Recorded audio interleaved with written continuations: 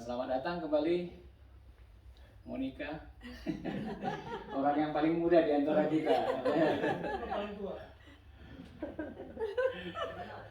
Dia sangat senang untuk bersama dengan kita. Jadi banyak wisdom di antara kita ya. Banyak bijaksana ya.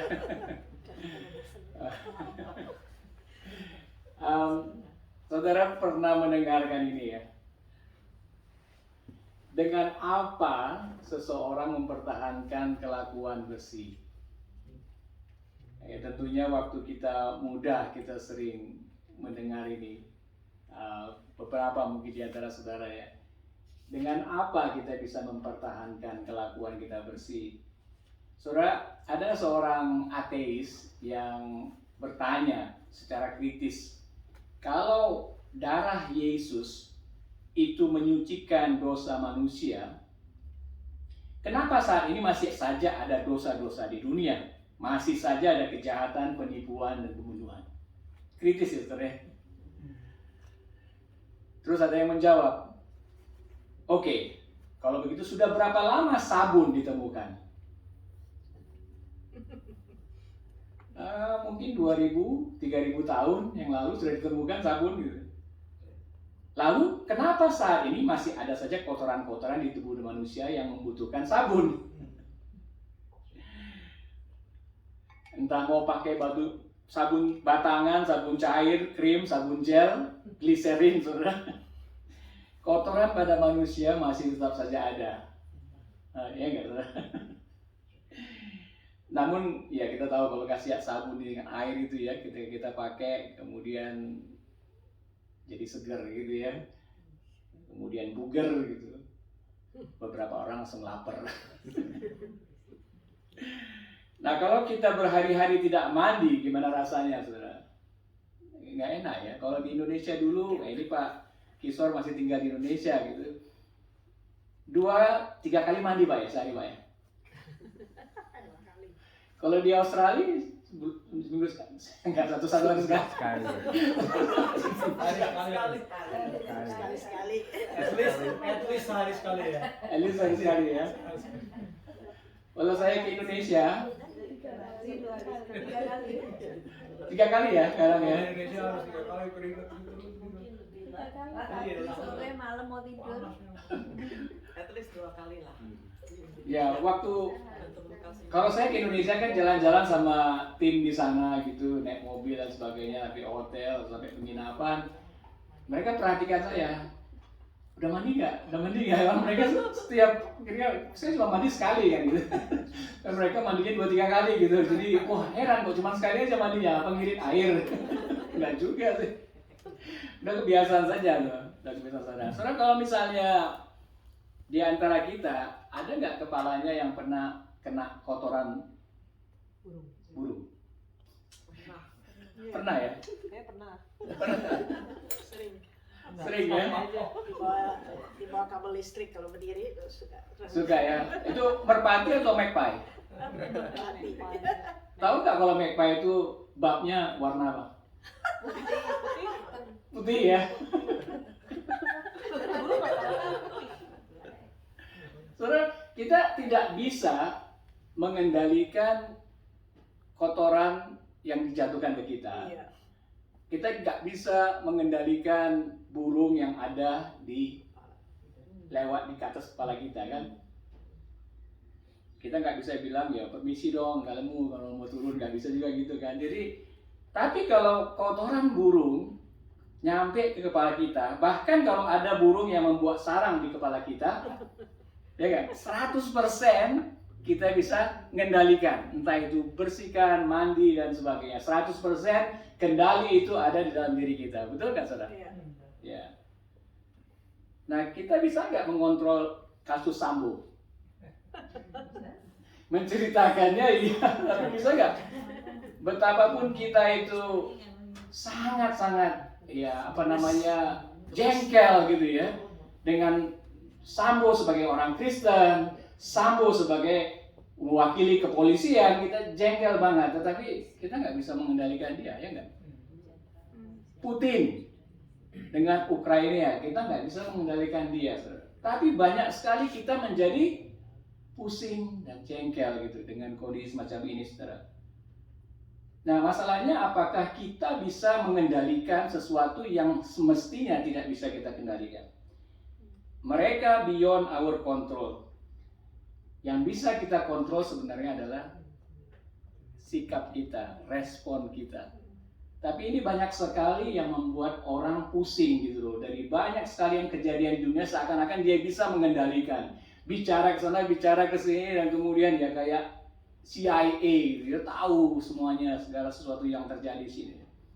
Nah, saudara, kalau kita baca tentang hal ini, kita bisa melihat bahwa dalam hidup kita itu ada hal-hal yang dapat saya kendalikan, ada hal-hal di luar kendali saya. Ya, kesalahan orang lain, ya kita nggak bisa mengendalikan mereka. Itu mereka punya tanggung jawab sendiri dengan perbuatannya. Kemudian tindakan, perkataan orang lain, kita nggak bisa kendali. Peraturan hukum yang terjadi di pemerintah sini, mostly kita nggak bisa kendalikan. Sambo, Putin, 411. Dengar nggak 411 barusan ini? Mulai demo lagi mundur Jokowi, mundur Jokowi, 411 gitu. Tapi yang bisa kita kendalikan adalah hal-hal yang dapat seperti perkataan kita, aksi kita, ide kita, mainan apa, pilihan kesalahan kita, tingkah laku kita, usaha dan keluarga saya. Ini membuat kita perspektifnya supaya kita bisa mengubah dunia dengan apa yang dikatakan, if you want to change the world, Muhammad Gandhi, start with yourself. Orang yang tidak mengenal Tuhan, tapi mereka tahu bahwa kalau kita mau mengubah dunia, kita mulai dengan diri kita sendiri. Saudara, Mazmur 119, Mazmur yang sangat luar biasa, saudara. Mungkin kita bisa baca sama-sama ini. 1, 2, 3. Dengan apakah seorang muda mempertahankan kelakuannya bersih, dengan menjaganya sesuai dengan firman-Mu. Dengan segenap hatiku aku mencari Engkau. Janganlah biarkan aku menyimpang dari perintah-perintah-Mu. Dalam hatiku aku menyimpan janji-Mu, supaya aku jangan berdosa terhadap Engkau. Saudara, singkat dari Mazmur 119 ini, pasal yang terpanjang di Alkitab. 176 pasal, saudara. Nah, ini seperti yang saya katakan, ada beberapa kitab di dalam Alkitab itu yang merupakan puisi. Nah, ini salah satunya contoh. 119 ini adalah semacam puisi, ungkapan hati seseorang kepada Tuhan. Ada 26 kelompok, kalau di dalam puisi itu kan ada bait gitu. Jadi dalam Mazmur 119 ini ada 22 kelompok. Nah, 22 bait. Nah, 22 bait ini mewakili alfabet di dalam tulisan Ibrani. Alfabet, jadi A, B, dan sebagainya gitu. Nah,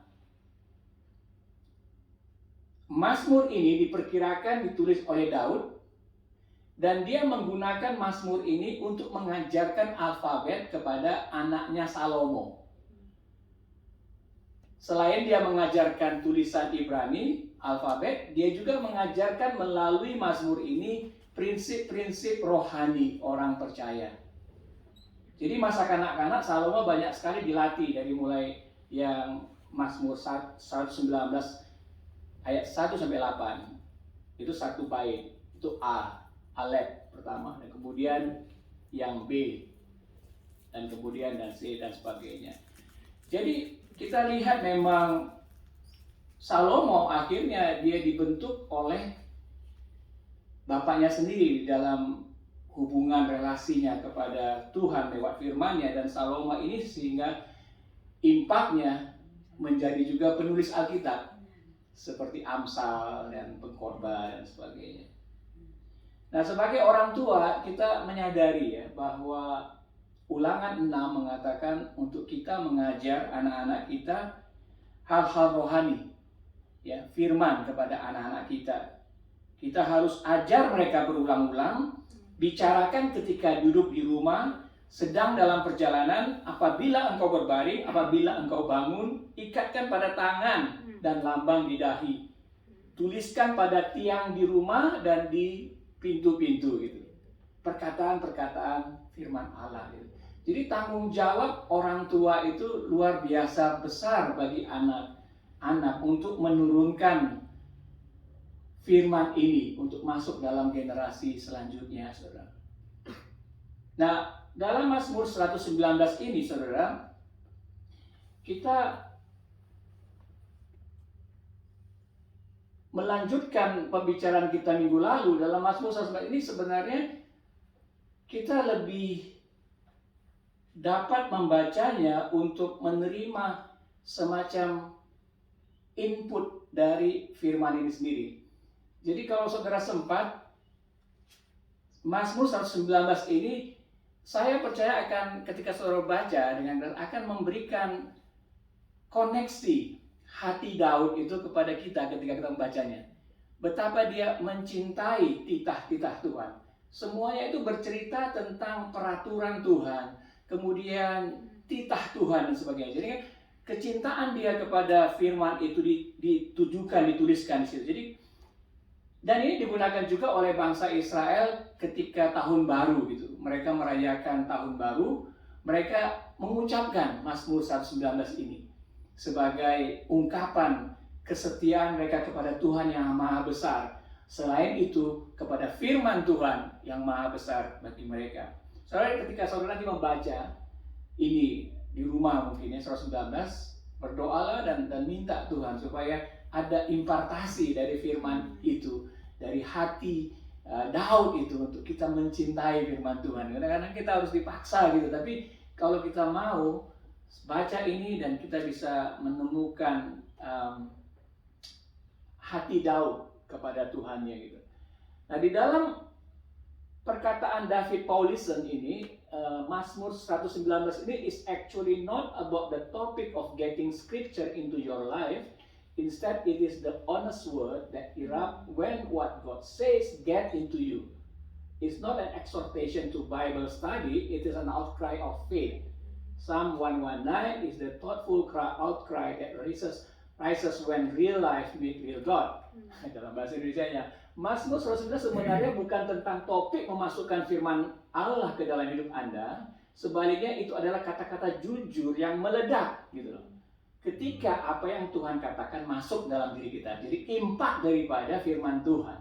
Ini bukan nasihat untuk kita belajar Alkitab. Ini adalah seruan iman, ya, seruan hikmat yang muncul ketika kehidupan nyata bertemu dengan Tuhan yang nyata.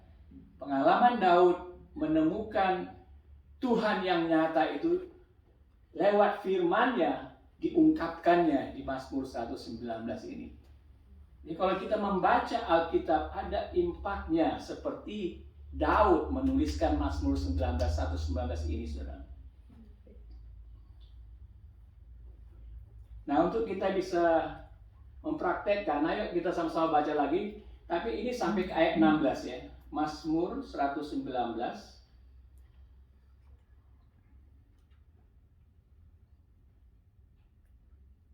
Kalau saudara punya Alkitab, dari apa?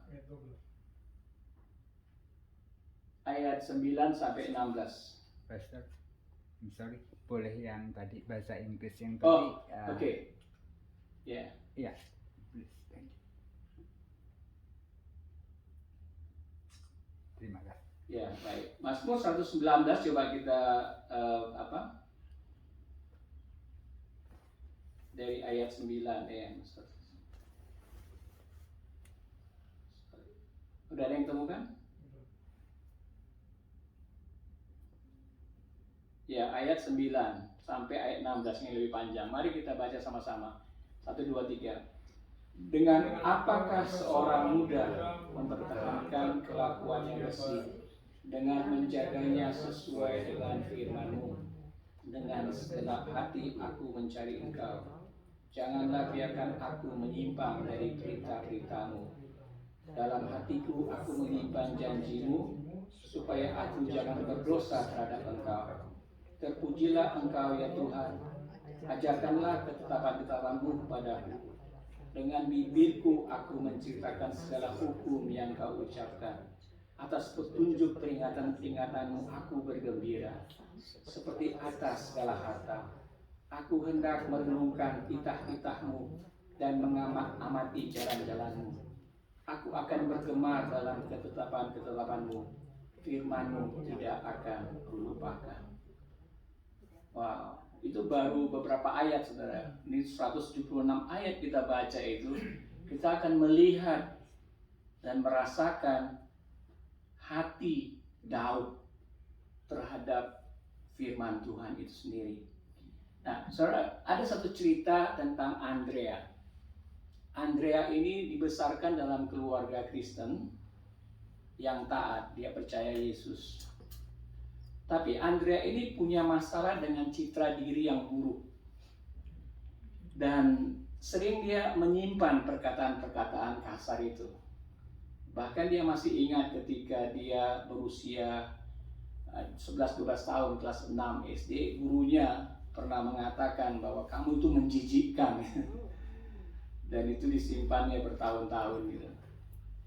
Nah, terus di usia 21 tahun dia menikah, dan mungkin dia tidak mempertimbangkan dengan baik karena suaminya itu juga ternyata banyak menggunakan kata-kata pedas yang mengatakan bahwa selama 2 tahun ya ugly, kamu tuh ugly, gemuk dan nggak berharga gitu. Padahal sebenarnya dia nggak gemuk, tapi perkataan itu setelah dia terima berulang kali membuat dia percaya gitu loh, bahwa ya dia itu seperti itu gitu. Akhirnya dia harus kurangin makan, kemudian jadi stres gitu. Mereka cerai karena suaminya selingkuh selama 2 tahun itu. Tapi setelah cerai pun perkataan-perkataan suaminya itu masih ikuti terus gitu. Bahwa dia not enough gitu, ugly dan segala macam. Nah, kemudian hidupnya menjadi depres dan merasa bahwa perkataan itu benar. Bahkan dia berpikir, oh mungkin karena saya seperti ini, suami saya selingkuh. Jadi dia mulai menyalahkan dirinya sendiri gitu. Nah, mengetahui hal itu, ayahnya yang seorang takut akan Tuhan satu hari berkata kepada si Andrea ini, bahwa Andrea, kamu itu adalah putri saya yang saya kasihi luar biasa, yang saya perhatikan, care, peduli gitu. Dan kemudian juga kamu itu bagi saya cantik gitu. Kamu itu bagi saya menggembirakan. Memang suamimu itu tidak layak lagi. Demikian juga perkataan-perkataan yang kamu pikirkan itu bukanlah perkataan-perkataan yang layak bagi kamu gitu.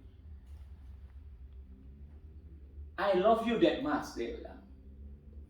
Kemudian imagine Bapa di surga, kalau saya saja bisa mengasihimu seperti itu, bagaimana juga Bapamu yang di surga, dia lebih lagi mengasihi kamu. Kemudian, kalau saja saya mengasihi kamu seperti ini, pasti Bapamu di surga lebih mengasihi kamu. Dia tidak melihat apa yang kamu lihat. Dia melihat kamu itu cantik, hatimu tulus, dan dia melihat apa yang dapat dia buat kamu. Apa yang dia bisa buat dalam hidupmu. Saudara, Andrea ini mengalami citra diri yang buruk, lalu depresi, serta terus-menerus mempercayai kebohongan-kebohongan perkataan orang lain. Namun satu perkataan berkuasa dari papanya yang meyakinkan dia betapa dia cantik dan berharga di hadapan Bapa Surgawi telah merubah Andrea. Apalagi dia diingatkan bahwa Bapa di surga itu melihat dia cantik. Nah, besoknya saudara, dia mulai berdoa dan dia mulai membaca Alkitab, dan perlahan-lahan Tuhan mengubah pandangan Andrea itu dari apa yang ditunjukkan oleh firman-Nya. Saudara, ini satu contoh bahwa perkataan buruk yang kita terima itu bisa menjadi kanker dalam kehidupan kita gitu. Kayak masuk satu, kemudian dia menjalar. Ya enggak? Sedangkan kuasa firman Tuhan seperti yang Tuhan Yesus katakan di Yohanes 15 ayat 3, kamu memang sudah bersih karena firman yang telah kukatakan kepadamu. Jadi firman itu berpotensi luar biasa untuk membersihkan kita. Sama seperti sabun, saudara, berpotensi membersihkan tubuh kita. Tapi kalau sabun tidak kita pakai, tentu tubuh kita masih berbau. Jadi potensi itu harus kita pakai. Makanya kita harus mengajar juga komunitas ini untuk menggunakan selalu potensi itu, saudara. Banyak orang Kristen bahkan pemimpin gereja yang bisa kena hoax gitu ya. Baru-baru ini ada beberapa kali saya melihat mereka hamba Tuhan tulus ya mau menyebarkan berita gitu, tapi beritanya itu ternyata berita hoax. Pernah dengar kalau temannya kasih tahu berita ya, karena mungkin semua sosial media mudah sekali. Nah, hati kita memang tulus mau berbagi gitu. Tapi itu bisa jadi bencana. Nah, bagaimana sebenarnya firman yang tertanam di hati kita itu bisa mencegah hal-hal yang demikian? Bahkan orang-orang yang percaya sekalipun. Ketika firman itu tertanam di hati kita itu semacam ada batasan ya untuk kita melakukan sesuatu. Saya sering sekali kalau mau melakukan sesuatu, firman yang tertanam di hati saya menolong saya, oh no, don't do that gitu. Nah, itu satu proses untuk kita bisa membangun satu kehidupan yang dihidupkan oleh firman. Nah, kalau kita lihat terakhir-terakhir ini kan banyak sekali berita-berita konspirasi tentang pandemi gitu. Ya berapa tahun yang lalu ketika tsunami di Aceh gitu, kita pernah dengar komen-komen dari orang-orang saudara kita dari seberang gitu bilang, itu karena apa? Amerika menanam bom di bawah laut gitu. Oh, itu beritanya ya benar konspirasi gitu ya. Dan kita kadang-kadang suka dengan itu pandemi gitu. Oh, vaksin itu dari ini dari itu gitu. Nah, macam-macam lah ya. Jadi, nah, saudara, itu yang namanya hikmat, saudara. Karena coba kita lihat di Yakobus 3. Yakobus 3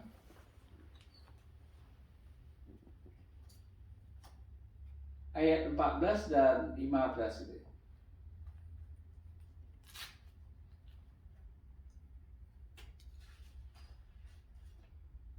Yakobus 3 ayat 14-15 katakan, jika kamu menaruh perasaan iri hati, kamu mementingkan diri sendiri, janganlah kamu memegahkan diri dan janganlah berdusta melawan kebenaran. Itu bukanlah hikmat yang datang dari atas, tetapi dari dunia, dari nafsu manusia, dari setan-setan. Yang saya mau garis bawah di sini adalah Yakobus menyebutkan kecemburuan itu, ambisi pribadi itu sebagai hikmat. Wisdom dalam bahasa Inggrisnya. Aneh, kenapa kecemburuan itu dianggap sebagai hikmat? Gitu? Saudara, kalau kita tahu bahwa kebijaksanaan itu atau hikmat itu diperoleh dari pengalaman hidup. Pengalaman hidup kita menjalankan firman Tuhan dan kemudian kita mengalami masalah, firman Tuhan berkuasa dengan masalah kita, akhirnya kita next time memiliki hikmat. Ya enggak? Demikian juga saudara, kecemburuan itu adalah hikmat. Kalau kita memang sudah cemburu di hatinya dan akhirnya ketika kita mendengar sana sini kita mau mencari kebenaran supaya mengukuhkan kecemburuan di hati kita, mengukuhkan self ambition kita gitu. Jadi kita mencari-cari gitu. Ini pola yang sudah sering kita alami, saudara. Jadi yang namanya orang-orang yang berhikmat bukan saja orang-orang yang berhikmat yang diperlukan oleh masyarakat, tapi orang-orang hikmat yang disebut di sini bukan hikmat yang datang dari atas, tapi dari dunia, dari nafsu manusia dan dari setan-setan. Nah, saudara, kalau kita sudah memiliki semacam itu, bagaimana kita bisa hidup di dalam firman Tuhan? Karena sudah muncul yang namanya benteng-benteng di hati kita. Mungkin kalau kita masih muda, kita masih hatinya tulus, belum punya banyak pengalaman, perkataan Daud seperti dengan apakah kita menjaga kelakuan kita bersih dengan menjaga suara firman Tuhan. Ya pada waktu kita belum punya banyak hikmat, saudara, karena kita belum punya pengalaman hidup. Kepahitan itu satu hikmat juga. Karena kita mengalami terus penolakan, akhirnya kepahitan itu hikmat. Setiap kali kita merasakan kepahitan kita itu bangun gitu, kita ingin mencari pengakuan dari orang lain gitu untuk memantapkan kepahitan itu sendiri, kecemburuan itu sendiri. Nah, saudara, dalam hal ini ya, salah satu contoh ya, misalnya tentang FOMO. Ada yang pernah tahu FOMO? Fear of missing out. Fear of missing out. Dalam bahasa canggihnya di Singapura, kiasu. Kiasu gitu. Orang Singapura itu kiasu. Nggak mau ketinggalan. Ada yang disebut kiasu parent gitu. Akhirnya anaknya tuh disekolahkan, kemudian dikasih kursus ini, dikasih musik, dikasih segala macam. Karena apa? Nggak mau ketinggalan. Itu dikenal sekali di Singapura, kiasu parent gitu. Kalau ada gadget yang baru, mereka mau ngantri supaya tidak ketinggalan gitu. Ada restoran makanan yang baru, mau cepat-cepat dan kemudian tampilkan di sosial media gitu kan. Nggak mau ketinggalan gitu. Nah, saudara, hal-hal demikian adalah sesuatu yang sebagai hikmat, tapi hikmatnya bukan dari atas, tapi hikmat dari dunia. Dan orang-orang Kristen juga mengalami hal ini, mengalami hikmat seperti ini. Nah, bagaimana hikmat yang dari atas itu, firman ini bisa menghancurkan hal-hal itu, saudara. Nah, di 2 Korintus 10 ayat 4-5, coba kita bacakan 2 Korintus 10 ayat 4-5.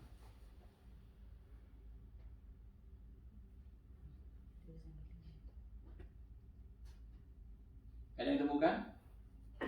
Coba bisa bacakan 2 Korintus 10 ayat 4-5.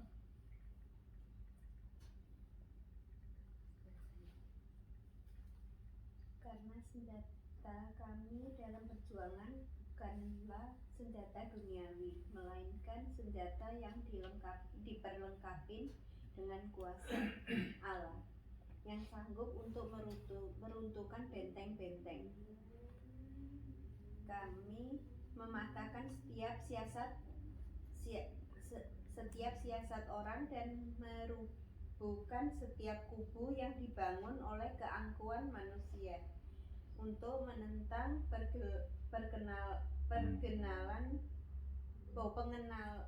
pengenalan akan Allah. Kami menawan segala pikiran dan menaklukkan kepada Kristus. Ya, terima kasih Bu. Di sini Paulus mengatakan tentang ada yang disebut kubu-kubu yang dibangun oleh keangkuhan manusia. Ini adalah hikmat yang dari bawah. Hikmat yang dari bawah. Ada pengaruh daripada dunia ini yang dapat mempengaruhi cara kita berpikir. Nah, ini ditemukan oleh Paulus bahwa dia ingin mematahkan setiap siasat orang dan merubuhkan setiap kubu yang dibangun oleh keangkuhan manusia. Kenapa? Karena itu menentang pengenalan akan Allah. Karena itu tidak sesuai dengan firman Tuhan, tapi sudah menjadi bagian benteng-benteng kita gitu. Termasuk FOMO tadi, termasuk kecemburuan, termasuk juga kepahitan dan sebagainya yang tidak bisa, saudara, kita nasihati orang, oh kamu jangan seperti itu, nggak bisa. Karena Paulus di sini melihat bahwa ini adalah satu benteng-benteng yang harus menggunakan bukan senjata duniawi, melainkan senjata yang diperlengkapi dengan kuasa Allah, yaitu firman, untuk merubuhkan benteng-benteng itu. Saya bertanya, mungkin kalau misalnya mungkin nggak satu orang A misalnya di jemaat ini, saya tidak sebutkan namanya nih A, kita bisa melihat nggak si A ini sebagai murid Yesus menginjili orang lain? Nggak mungkin. Ya kenapa? Karena kita percaya bahwa memang ada benteng-benteng dalam diri orang itu, mungkin orang itu nggak bisa lah gitu. Tetapi ada kesempatan orang itu sebenarnya bisa mengalami kuasa Allah sehingga dia dapat meruntuhkan benteng-benteng ketidakpercayaan orang itu gitu. Nah, inilah di mana firman itu, saudara, dapat merubuhkan hal-hal ini. Menjadi satu gaya hidup. Firman Tuhan katakan, firman itu sebagai pedang yang bermata dua. Untuk bisa memisahkan jiwa dan roh kita. Luar biasa pengaruhnya, dan firman itu aktif. Dan firman itu juga kekal. Benteng-benteng yang dibangun oleh keangkuhan manusia satu waktu nanti akan melihat nyata bahwa itu salah. Tapi firman sekarang sudah kita alami sebagai firman yang kekal, dan kita bisa menggunakannya untuk menghancurkan, meruntuhkan benteng-benteng hikmat yang sudah dibangun oleh pengalaman-pengalaman hidup kita, saudara. Saya nggak akan bisa lagi mengerti kalau orang itu bisa berubah, kecuali kalau mereka menggunakan senjata Allah. Senjata Allah. Dan dikatakan di ayat 5 tadi bahwa kubu benteng yang dibangun oleh keangkuhan manusia itu menentang pengendaraan akal Allah. Jadi walaupun orang itu datang ke gereja, walaupun orang datang persekutuan, tapi kalau ada benteng, saudara, nggak masuk gitu. Nggak masuk.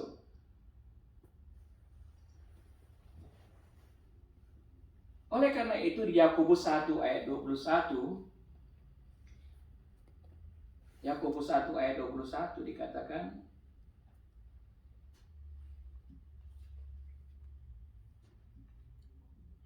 sebab itu buanglah segala sesuatu yang kotor dan kejahatan yang begitu banyak itu, dan terimalah dengan lemah lembut firman yang tertanam di dalam hatimu, yang berkuasa menyelamatkan jiwamu. Wow, ini luar biasa power daripada firman. Tapi ada orang yang tidak mau membuang segala yang kotor, kejahatan yang begitu banyak, kekerasan hati, dan juga tidak menerima firman dengan rendah hati untuk bisa tertanam di hatimu. Sehingga akhirnya apa?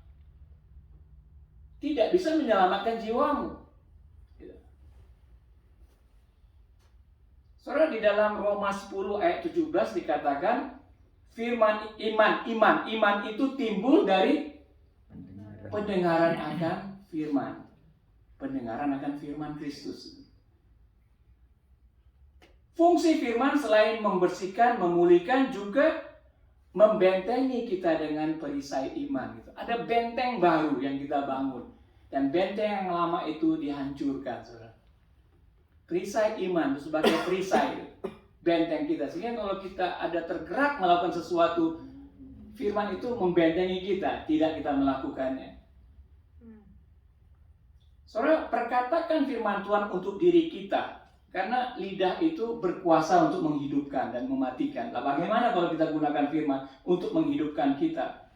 Contoh ya, kalau pengalaman pribadi kita, mungkin saya sendiri juga, kalau saya masuk berdoa begitu, kadang-kadang kalau pagi hari, tidak langsung masuk berdoa ya. Kadang ada waktu malam itu ada berat sekali beban pada tidur itu.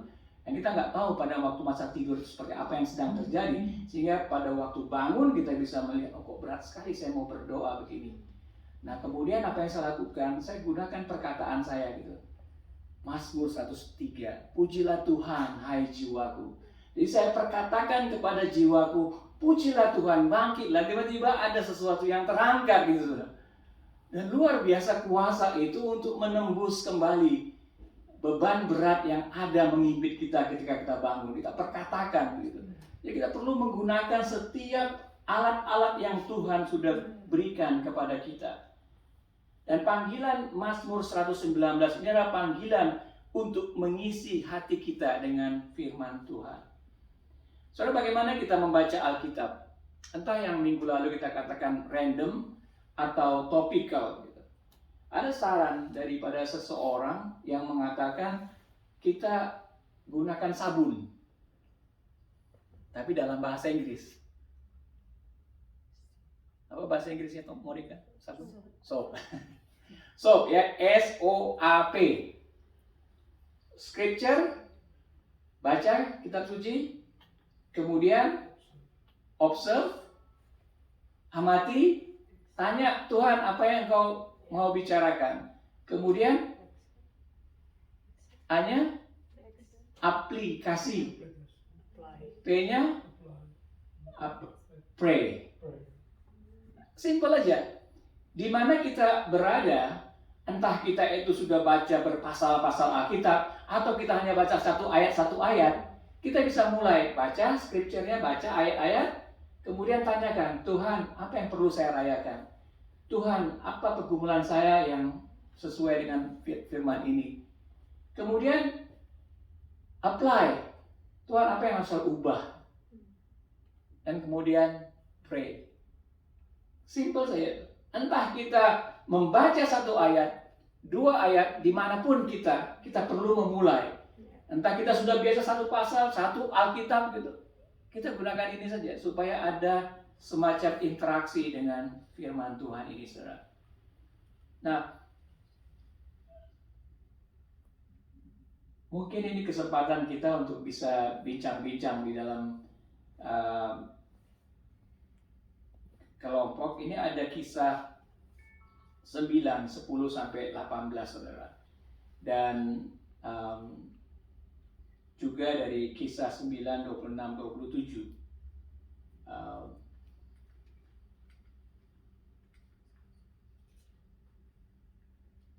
Mungkin ada yang bisa bacakan kisah 9, 10 sampai 18.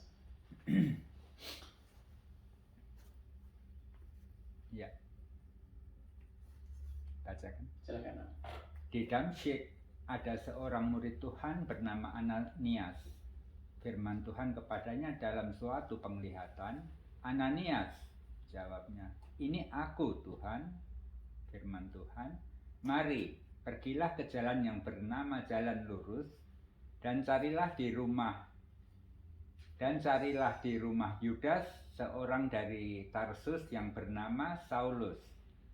Ia sekarang berdoa dan dalam suatu penglihatan ia melihat bahwa seorang yang bernama Ananias masuk ke dalam dan menumpangkan tangannya ke atasnya supaya ia dapat melihat lagi. Jawab Ananias, Tuhan, dari banyak orang yang telah kudengar tentang orang itu, betapa banyaknya kejahatan yang dilakukannya terhadap orang-orang kudus-Mu di Yerusalem. Dan ia datang kemari dengan kuasa penuh dari imam-imam kepala untuk menangkap semua orang yang memanggil nama-Mu. Tetapi firman Tuhan kepadanya, pergilah, sebab orang ini adalah alat pilihan bagiku untuk memberitakan namaku kepada bangsa-bangsa lain serta raja-raja dan orang-orang Israel. Aku sendiri akan menunjukkan kepadanya betapa banyak penderitaan yang harus ia tanggung oleh karena namaku. Lalu pergilah Ananias ke situ dan masuk ke rumah itu. Ia menumpangkan tangannya ke atas Saulus. Katanya, Saulus saudaraku, Tuhan Yesus yang telah menampakkan diri kepadamu di jalan yang engkau lalui, telah menyuruh aku kepadamu supaya engkau dapat melihat lagi dan penuh dengan Roh Kudus. Dan seketika itu juga seolah-olah selaput gugur dari matanya sehingga ia dapat melihat lagi. Ia bangun lalu dibaptis. Ya, soalnya cerita ini sering kita dengar tentang pertobatan Saulus ya. Apa yang kita pelajari dari cerita ini, saudara? Kenapa Tuhan membutuhkan Ananias untuk menolong Paulus? Yang berdoa itu Paulus. Bisa saja kan? Dia sudah bertobat umat, matanya buta, dan dia berpuasa gitu. Tapi dalam konteks ini Tuhan mengirimkan Ananias untuk menumpangkan tangan ke kepalanya gitu. Jadi ada prinsip-prinsip Tuhan gitu yang menggunakan orang lain untuk mengangkat seseorang. Kita tidak bisa sekali lagi itu hidup sendiri di dalam melakukan firman Tuhan. Karena firman Tuhan itu selalu applicable kepada sesama kita. Oleh karena itu, kelompok itu satu hal yang sangat-sangat biblical untuk membangun kita sama-sama. Nah, ini yang satu, saudara.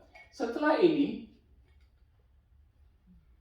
setibanya di Yerusalem, itu kan di Damsyik terjadi. Kemudian dia dibebaskan waktu di Damsyik, dia melakukan pemberitaan ya, setelah matanya sudah sembuh gitu.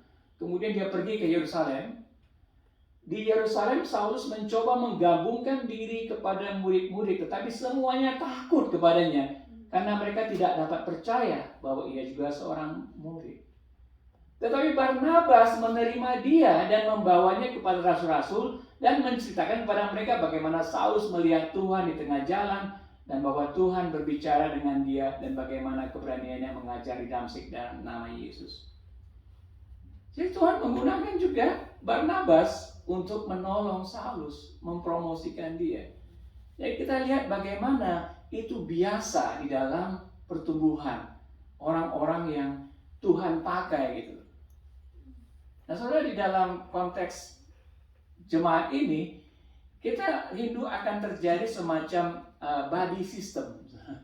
Body system di mana mungkin ada beberapa di sini kita agak berbeda relasinya dengan Tuhan gitu. Tapi kita ingin sama-sama tidak meninggalkan yang ketinggalan, tapi memberikan kesempatan. Oleh karena itu ada semacam body system untuk kita kayak membaca Alkitab. Kemudian kita mau menerapkan SOAP tadi, ya, scriptures, observe, apply, and prayer tadi itu. Kalau kita lakukan sendiri mungkin nggak biasa, tapi kalau ada body systemnya, itu akan menolong, saudara. Nah, di tempat ini ada istri saya, Ibu Eki, Ibu Bi juga kadang-kadang sebulan sekali dia datang ke sini, Pak Daniel Lino, kemudian Ibu Meti Lino, Ibu Susi, Pak Heri. Ya, nanti bagi saudara juga yang siap, kita bisa membuat sebagai body system gitu, di mana kita mungkin bisa menolong 2-3 orang untuk kita bisa sama-sama membaca Alkitab, atau bukan menggurui, tetapi bagaimana kamu bacaan Alkitabnya gitu. Dan kelompok-kelompok seperti ini ketika kita ketemu juga kita bisa bicara 10 menit gitu dalam konteks jemaat ini supaya kita sama-sama meng-apply, karena banyak sekali sudah dari dunia ini yang mencoba untuk mencuri, menghancurkan, membinasakan iman kita. Kita harus membentengi diri kita dengan pagar firman Tuhan ini, dan kita bangun body system ini, saudara. Karena Tuhan menggunakan orang-orang lain gitu untuk membangun itu, saudara, sehingga kita semuanya bisa efektif, saudara. Saudara, harapan Tuhan tinggi bagi kita. Saudara ingat nggak bahwa buah roh itu adalah damai sejahtera, sukacita, dan tapi bukan itu tujuan Tuhan. Kalau kita kelihatan baik, bagus ya. Tapi tujuan Tuhan itu bukan itu kan. Tujuan kita untuk Tuhan itu untuk kita berbuah, saudara. Seperti saya tanya dulu, buah mangga itu apa, saudara? Buah dari pohon mangga. Buah dari pohon mangga itu apa? Mangga kan? Itu seperti buah roh. Tapi buah dari pohon mangga itu adalah yang kayak Pak Daniel, anaknya 3, manusia lagi. Buah dari pohon mangga adalah pohon mangga gitu.